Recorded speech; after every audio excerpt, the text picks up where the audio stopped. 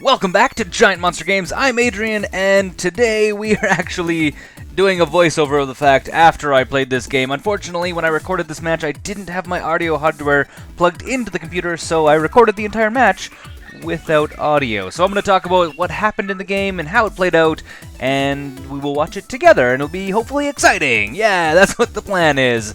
Anyhow, right away, what do? We kept this opening hand. It actually wasn't that bad of an opening hand. And then we see a couple lands come into play, and we're kind of speculating what it is. I am not really sure what this is doing, but I didn't want to give my opponent the advantage of having a little bit of mana ramp, so I just immediately bolted it straight off the hop. And then it is our opponent's second turn when we notice exactly what we're playing against. We are playing against a notorious Elves deck. Normally, our deck can go kind of 50-50 against this deck. If we get the right cards, we can usually keep them pinned down long enough for us to gain the win. Unfortunately, if we go to when we go to sideboard, not if we go to sideboard, when we go to sideboard, we do have to completely change up our game plan. I'll explain that once we actually get to the sideboard, because this first game, I actually just feed my opponent his win rather than kind of control him enough to actually deke out a win game at the end, like deke out a win. But I'll get into that more as we actually play, and we can actually see what's going on here. Right away here, I end up just pyroplasming our opponent's board, hopefully that we were going to try and pin him down enough, but it doesn't really work out because he actually has a creature. Well, he doesn't have actually a creature. He actually has 2 open mana right now, which he actually uses to revive 2 of his creatures. Regenerate. I should really use the correct terminology in these videos, I think. He follows that up by playing a whole bunch of more elves. This is just kind of the point where I'm starting to get a little bit overwhelmed with his deck. I need a pyroplasm, or I need my Anger of God right now, Anger of the Gods right now. And then he ends up dropping a Lord, which becomes a little bit problematic for me. He gets a little bit of damage in, but it's not the end of the world. I try to throw down my Master of the Feasts in, like, response, in hoping that he won't get something else to make his stuff really big, and that doesn't really work out for me. Again, elves are so explosive. If you give elves the right, or if elves have the right hand, they just explode onto the table, and you're just like, I don't really understand what just happened. And then this is the point where this game just got out of control. He manages to play an Azuri, again, a different one, which I just can't compete with it. I just can't keep up with this much life, or this much damage. I don't have that much life. I do block one of his creatures with my Master of Feasts, but it's just really not enough. I end up going to my next turn rather than conceding immediately, hoping that I do draw either a Pyroplasm or an Anger of the Gods. Either would do me, either would win me. I'm a native English speaker. You would never know sometimes. Anyways, I concede the game right away, just because I know that I'm not going to win. I'd rather save myself on some time. Going to sideboard, I literally put in, like, both of my Doom Blades, I put in both of my Shrapnel Blasts because I can use it to get some direct damage in. I put in all of my Rakdos Charms because they are really good for a couple different things. Plus I put in Silent Arbiter, and I also put in Ratchet Bomb. Literally just put almost my entire sideboard into this deck, and then I take out all the stuff that's not really working, because we're not really going to be going for the let's fill up our opponent's hand and then blow them away kind of plan, because that just doesn't work with elves, because they can literally play everything out of their hand almost every single turn. I take out Adamaro as well, because he's just not going to be good in this matchup at all, not even the least. And one thing I do take out, I take out 2 Howling Mines, but later on I kind of was thinking I probably should have actually left in some more direct damage stuff. Either I could have left in Toil and Trouble, or I could have left in the Runeflare Trap.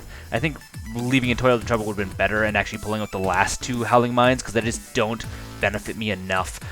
Either way, going to game 2, I have an actually pretty solid opening hand. I do have a Pyroplasm, I have Spot Removal, and I have an Anger of the Gods, so I can actually remove stuff multiple turns in a row if I want. Obviously, do the normal game plan, play a Blood Crypt, or Bloodstained Mire, sorry, play a Bloodstained Mire, then go get Blood Crypt, untapped, blah blah blah, beginning of our turn, just not to waste any life, because we're really gonna need it as we get farther into the self deck, because they're gonna potentially overwhelm us. I end up using the Spot Removal to remember his Lord straight away, because that guy is gonna produce a ton of mana, and it's also gonna make his creatures bigger, which is gonna be harder for us to kill. Obviously pretty basic strategy here. Rakdos Charm also is a really nice card against this matchup, because it allows us to do 1 damage, it allows creatures to do 1 damage to their opponent. So when our opponent has 7 creatures on the board, we can actually just blast him and do 4 or 7 or however much damage he ends up having. I end up using it, I think, the turn after this one and do a ton of damage with it, which is actually really helpful. It actually ends up, I think, winning me the game in the end. So that's a really cool thing. This, unfortunately, was really a painful thing because he ends up bringing back his Azuri to his hand and then plays it in a turn, which becomes really hard for us. And then this happened. We ended up drawing the Eidolon. We don't play it this turn because we actually Rakdos Charm and then Pyroplasm his board away, and then next turn I play Eidolon, which just completely stops his deck. He just can't, everything he has is like 1 or 2, sometimes 3 mana, so every single spell he plays, which he can generally for the most part play everything, he just can't do anymore. And that's actually, I think, something I should have done in the first game, is maybe try to get that out sooner. I don't think I had one in my hand, actually. Either way, it is like the win con against Elves because they just can't play all their cards, otherwise they die. And it's actually how we are going to plan to win this game because we're going to just force our opponent to take all of the damage. I had to play another Bell before I actually play Eidolon, though, because I'm going to start making our opponent draw a ton of cards, so he has tons of options. I don't think he actually put in any removal for artifacts or enchantments at this point, so we're actually sitting in a really good spot.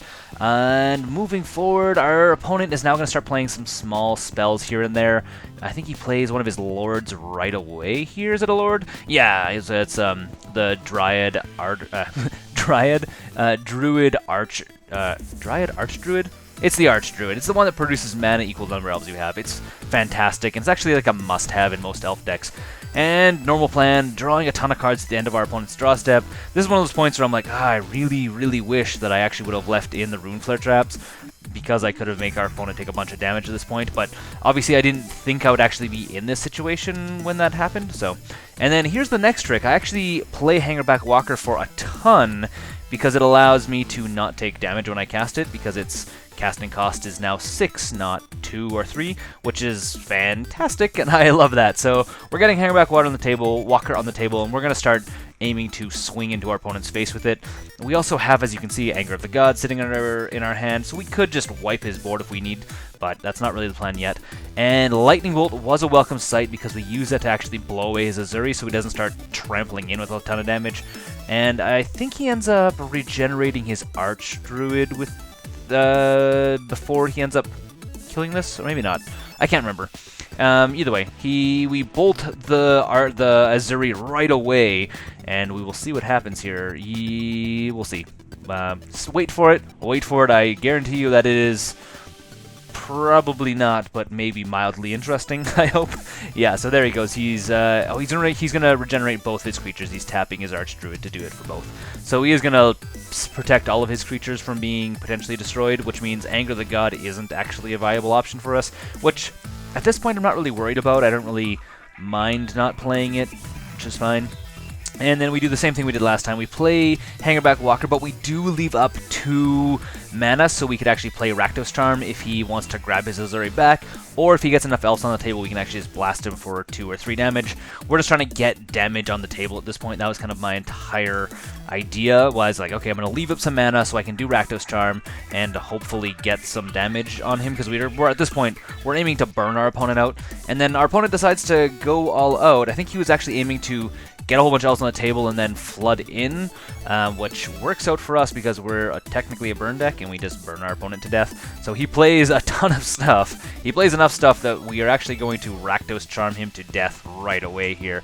And yeah, so that's a pretty fun thing that happens in this game, which I don't think our opponent was expecting. And yeah, I mean, this is how, if we are playing against an elf deck, this is what we want to what we want to have happen. We want to get Eidolon, or we want to be able to get enough removal spells that we can actually just keep our opponent at bay.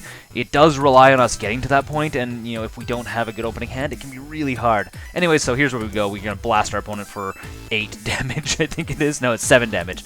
So our opponent's gonna take 7 damage just because he played all of his cards on the table. We take a little bit of damage from, you know, our Eidolon as well, but that's really non-consequential because we're about to kill our opponent. And then we go to a sideboard. Again, I talked about taking out the Howling Mines and putting in 2 Toil and Troubles, and that's exactly what I do here. There's nothing really too special because, yeah, oh no, I don't. I take out 2 of the Molten Psyches for 2 of the Toil and Troubles, and I leave in the Howling Mines. I was kind of thinking, you know, it wouldn't be nice to take out the Howling Mines, but I think it's actually better to actually just have other direct damage.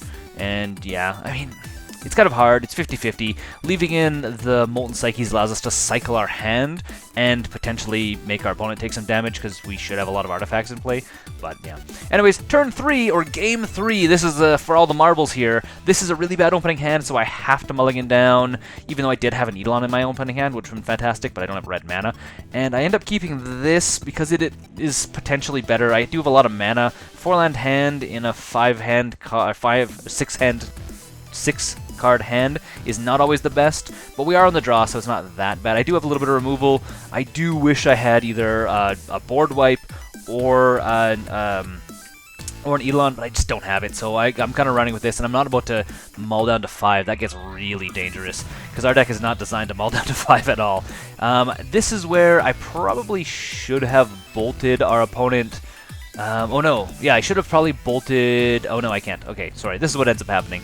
I should have probably actually, if I was thinking correctly, I would have bolted the Elvish, not Elvish, blah blah blah, the Heritage Druid before he ended up playing anything else, but I didn't, and then I ended up having to bolt the Azuri, which is just really not effective. I would have been able to cut out most of his mana supply if I would have got his Heritage Druid right away, which is problematic, and you'll see why it becomes extremely problematic here right away. Play Hangarback Walker. I mean, it's a chump blocker. I don't think I actually use it for chump blocking. I'd say, okay, I'll take some damage here, which is fine.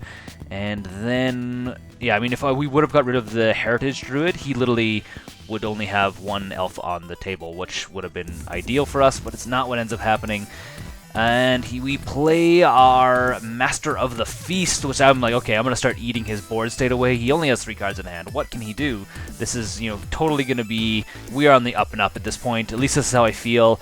And then our opponent decides to do something pretty freaking crazy, which kind of blows my mind. Oh, we get our turn again. We get another turn. The end of our turn here is where things go crazy. I should have actually left this mana up, potentially. I ended up, not paying the life, but I probably should have actually paid the life to keep that land untapped, because I play Bell, and I got really kind of cocky in this one here. I hit F6 and just said, okay, I'll skip my turn. And then our opponent does this. He plays a card that, you'll see it in a second here, that destroys all artifacts and enchantments, and our opponent gains life for it. I actually thought he was going to be Court of Calling right here, but that's not what ends up happening. It's totally him destroying everything on our board state. This card kills our entire board, and there's no coming back from this at this point. Like, we just lost our draw engine, we lost our defense, we lost everything from this, and I think I have 2 turns here before I'm dead. So I go to the next turn thinking, okay, maybe I'll draw into something. I play Toil in hopes that I will draw into a board wipe. Fingers crossed at this point, and it is a no-go. You'll see I end up drawing into, I think, a land, and I think I draw into Anger of the Gods, but I don't have the extra land for it. Which is, sad, but it is the way it goes. And I think, okay, well, I'm going to try go to, let's see if he actually plays anything. Does he have the win? Does he have the win right now? And then he plays an Elvish Archdruid, and that definitely seals him the game. Unfortunately, that card absolutely wrecked our board state. There was no coming back once our opponent wiped our board with all of our artifacts. And that's how the game goes. Anyways, we're going to be going to the next game. Game 3 is what it's going to be, or match 3, I guess it is, not game 3. And yeah, see you guys there. Thanks for watching. I'm Adrian, Giant Monster Games. You know the drill.